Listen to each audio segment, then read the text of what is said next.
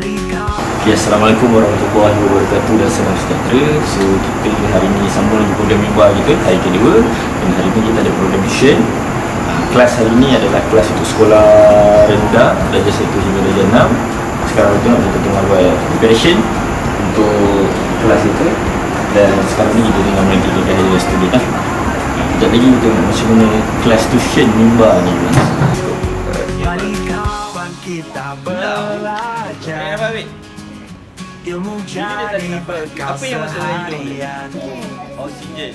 Dia masuk dekat mana? Hidung. Dia pergi mana? Darjah 6. Kakak darjah 6 pergi mana? Lipas ada tulang tak? Tak tahu. Dah lipas tak ada tulang. Ini apa? Hadapi dengan tabah, langkah bersama seiring maju pasti percaya. Kau berilmu, belajar sonok, hati gembira, cita-cita jadi nyata. Betul ke? Dengan Kamu pilih Mugat ke kamu pilih Amak? Mugat. Kalau 10 tahun naik, start dengan Mugat. Okey. Dalam masa 10 saat, tolong susun mengingat.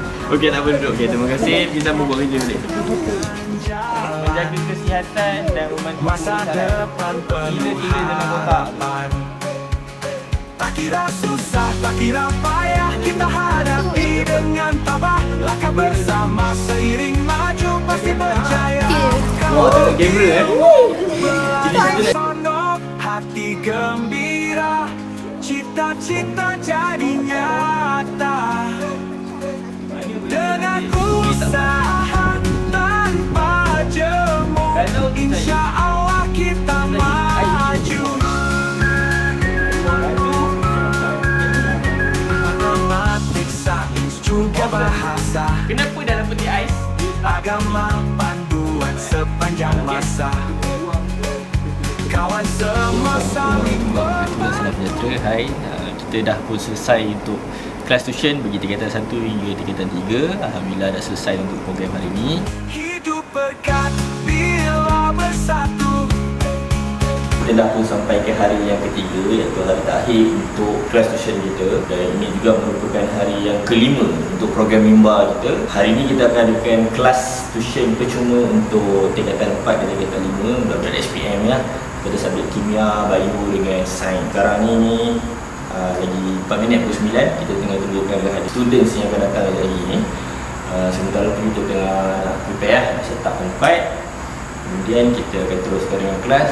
Dan hari ini adalah hari terakhir untuk kelas. Belajar sonok, hati gembira, cita-cita jadi nyata.